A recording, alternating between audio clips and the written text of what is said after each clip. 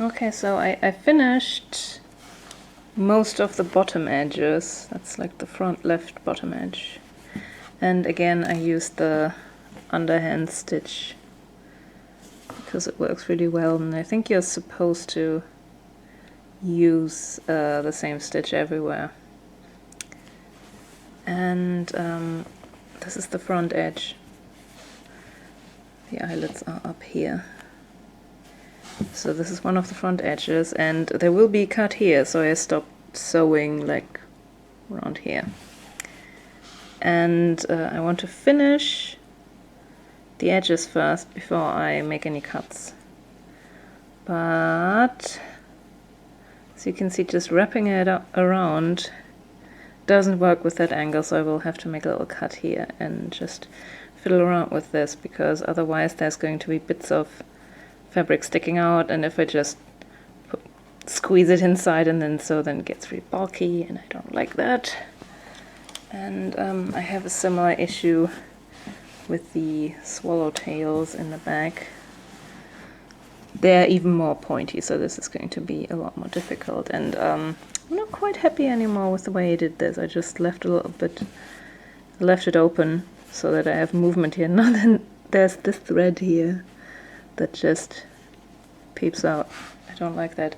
And what kind of annoys me about the fabric, we have this curve here, and that's intentional, which makes absolutely no sense, because there was like a bit of a curve in the pattern, but the more I fiddled with the pattern, the more I exaggerated this curve, and now it's too late, so it's going to stay. But this part here, it's like the side of the swallowtail. I cut this straight and then I sewed it, but the fabric is so stretchy. It's not meant to be stretchy, but this part is cut on the bias, so it gets stretchy. So a curve appears, you can see it here. This is not quite straight, and it gets even less straight when I pull. So I'll try to flatten this in place later, but I don't know if it's going to work. But the bits in the back are going to just kind of flop about anyway, so I don't think anyone's going to notice. So yeah, I'm just attempting the edges, then I will do the bound slashes in the front, and then I will attempt the sleeves. This is what the half bound slash in the front looks like. Basically I just made a cut. I made it a little wider.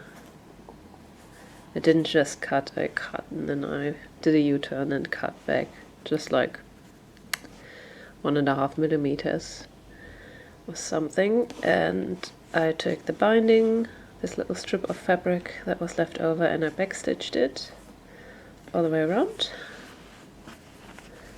And then I'm going to wrap this to the other side and slip stitch it in place here. And it's going to get a little fiddly around here, but that's okay. And afterwards it's going to look more or less like this one, which turned out okay, I think. And what I find is you have to make sure that this doesn't go too high, because this is where the waist would be around here. This is where the side thingy sticks out, and this is where the lowest eyelet is. So here it is. And if the ribbon is here and the slash goes all the way up to here, you're going to see the closures of your petticoat or maybe your corset, and you really don't want that, so this should not be too long. Okay, so I'm attempting the sleeves now, because those will have to be set in next.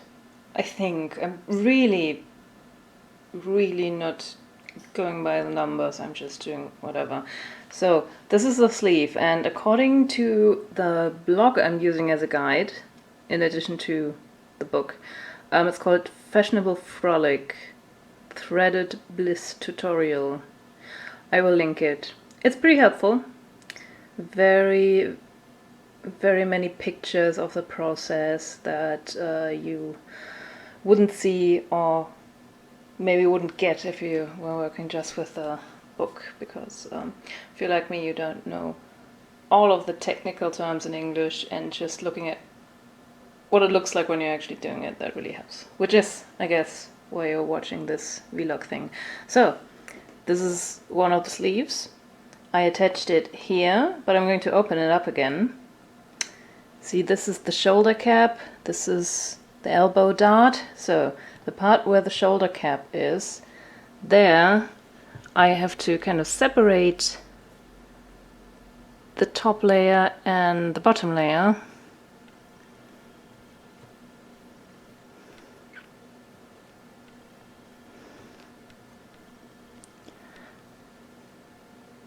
And I have to attach just the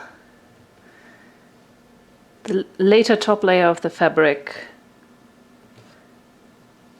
to what will be one side of the lining.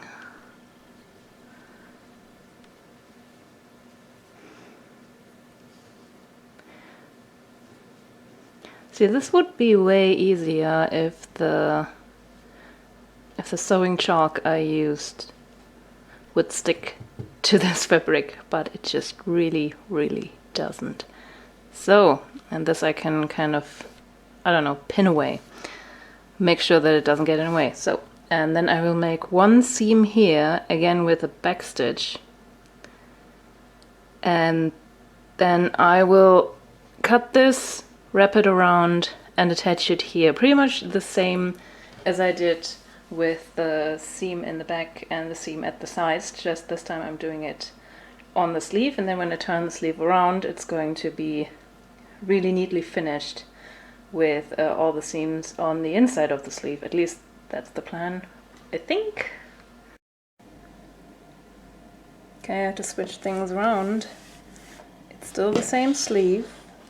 This is still where I put in the pins. So I pinned the side that we're going to finish later down, and I put the pins on the other side because it will be easier for me to do a backstitch white on white if I don't have this really loud flower pattern on this side to worry about. So I'm going to do a normal backstitch here and see how that goes.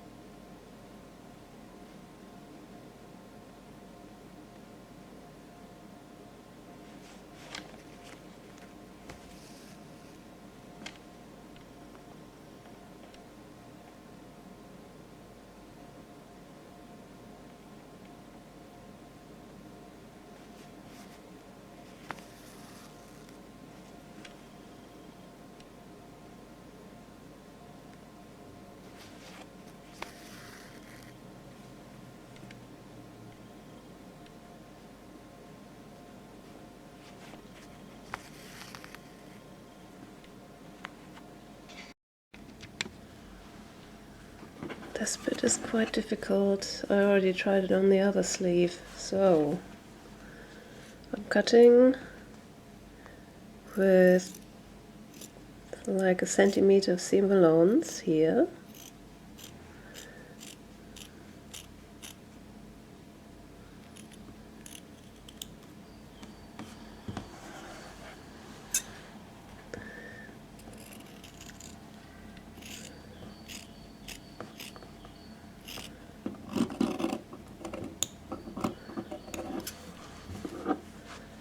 Then I'm making one cut, but not all the way up into the corner. There's like 1 millimeter of space left.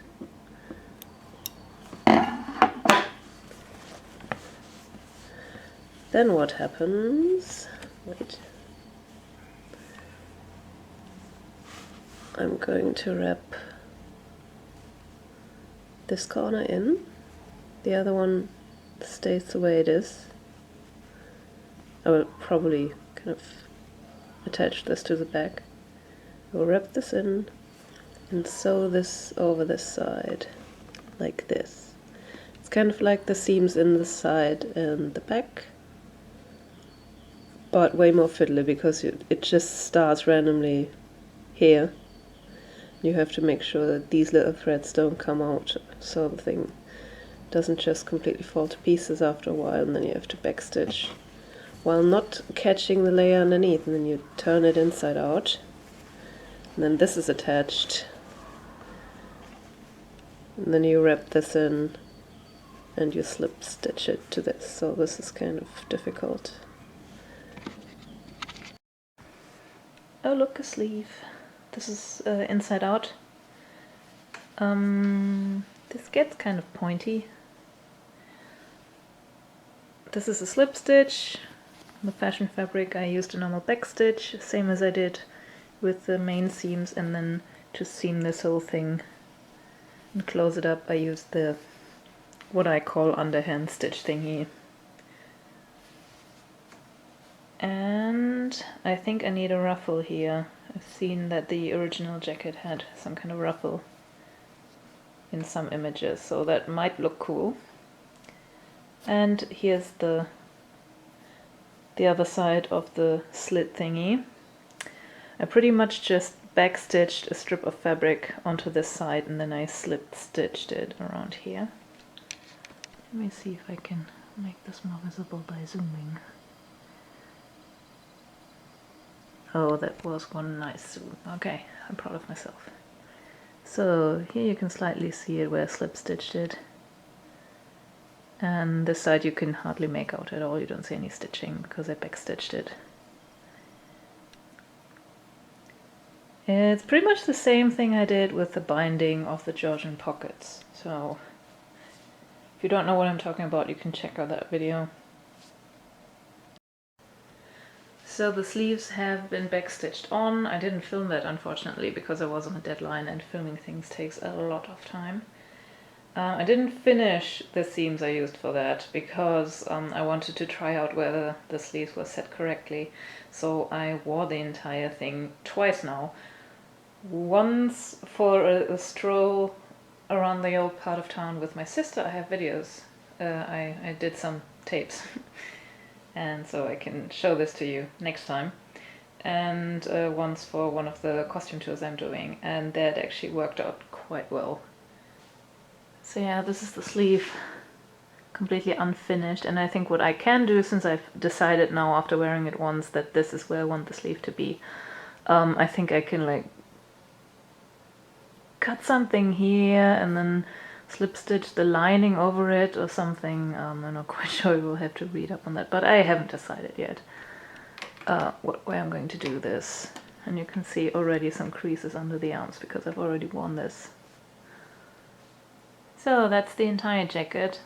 I also bought a new ribbon because, as you'll see in the video coming up next week, the ribbon that I intended for this wasn't very practical, and also it was too short because if you have a big lacing like this, you need a lot of yardage of ribbon. This is, I think, 3.5 yards or something. If yards is the same as meters. I will have to Google that. So yeah, now if I get some ruffles on this thing, on the sleeves, I will be quite content. And the back turned out really cute too, although you can't see that right now because I don't have the bump head underneath. Oh, last little addition to this video, I also made a stomacher in the same fabric because I still had some. And this stomacher I made because the first stomacher that I made was way too big. It went like all the way down to here, and it was huge and white, but a little off-white, less white than the white of this jacket and even less white than the white of the skirt. So it looked kind of yellowish in comparison. And then it was way too long at the bottom, and also because the rim was too short, I couldn't lace the last few holes.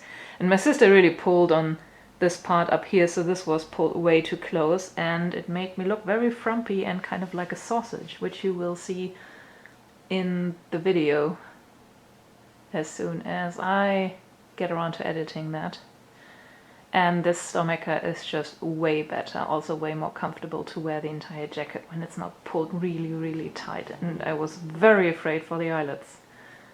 So I wore this thing for at least an hour and a half, maybe even longer, during the costume tour with the longer ribbon and the better stomacher, and it was so comfortable. I didn't even really feel like I was wearing anything after a while, so I can only recommend researching stomachers and trying to figure out what kind of stomacher looks good with the type of garment you're wearing, because they can really influence the way you feel in the outfit and the way you look in the outfit.